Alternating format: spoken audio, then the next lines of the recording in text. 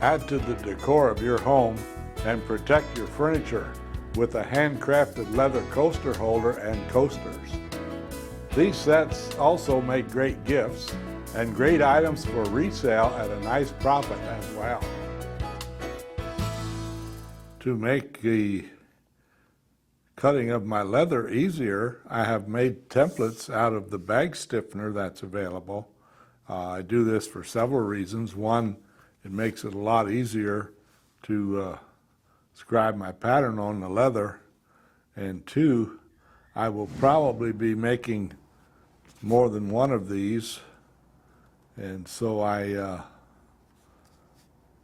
find that the use of the template is much better than doing it right from the pattern. So I'll just take an awl and I'll scribe around the outside of my template. Now, the kind of leather I'm using is a 8 to 9 ounce vegetable tan cowhide, because I'm going to tool this, and that is the best kind of leather for that. Now, you'll notice I also have two round templates. One is to make the coasters, and the other is to make the bottom for the coaster holder. So I will now trace as many of the coasters as I want. As a rule, I make 4, although the holder will comfortably hold 6 of them.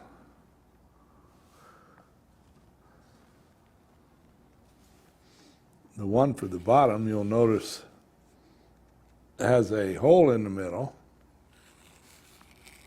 This is not exactly or absolutely necessary, but it makes it a lot easier to remove the coasters by pushing your finger up from the bottom. And now we're ready to cut leather. Whenever I cut a straight line, I like to use a straight edge, as you see me doing here, and it makes it not only easier but more precise.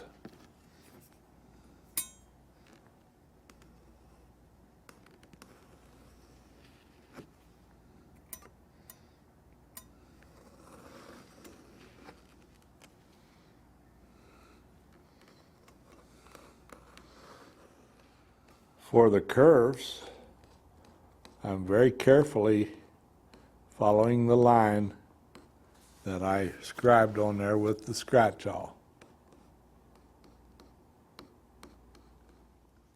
To make the bottom parts, I'm cutting 2 of these pieces that'll have the hole in it. This is what is required to make a sturdy bottom.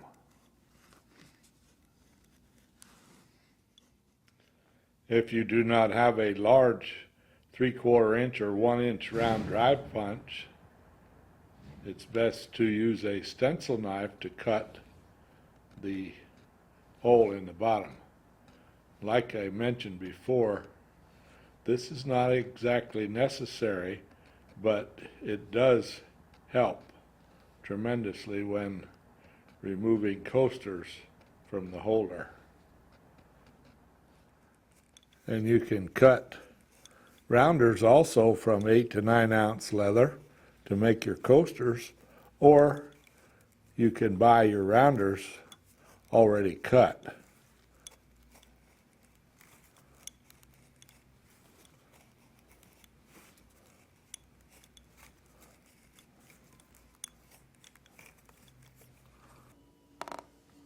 For the strip that goes around the bottom of the holder, I'm going to cut a 1 inch strip from 4 to 5 ounce vegetable tan cowhide.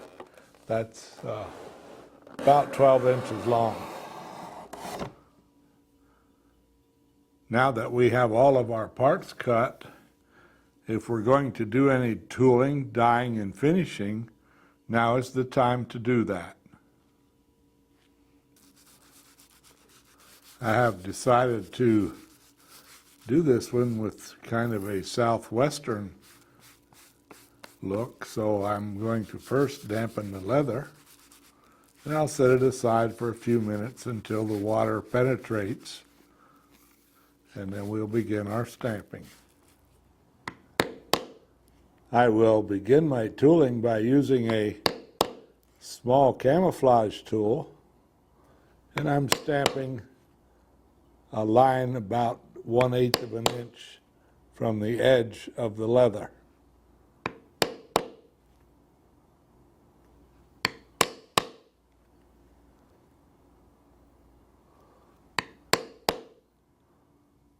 Next, I will use a 926 pointed grass tool, and I will put it, as you can see, at the juncture of the camouflage stamps, and I will stamp by tipping it toward the edge, and as you can see, it makes a nice design.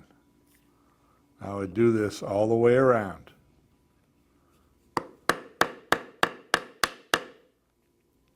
Now I'm putting a southwestern design on the side. As you can see, I'll do that on both sides, bringing in the strip to get my spacing. The three-dimensional stamps, as well as the alphabet stamps, will be very helpful in designing your coasters and the coaster holder.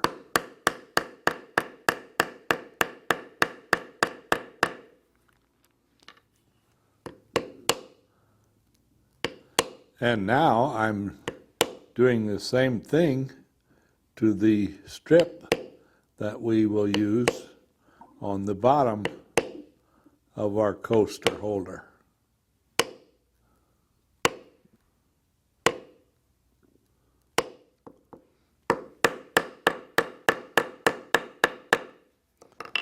And in keeping with my southwestern theme, I'm putting a few feathers along the strip that we are using to cover the bottom.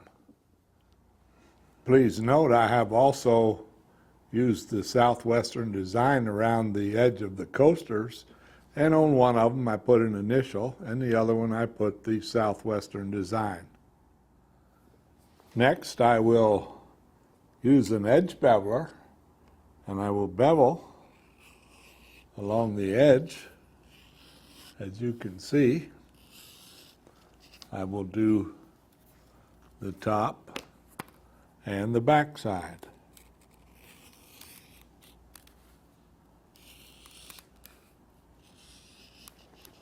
And of course we'll do both edges.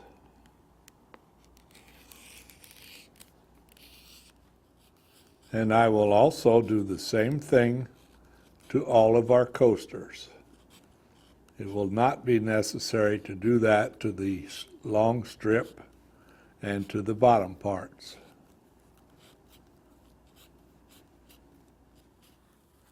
Next, I will dampen my edges. I'll set it aside for a few moments to let the water penetrate. And then I will slick the edge with my wooden slicker.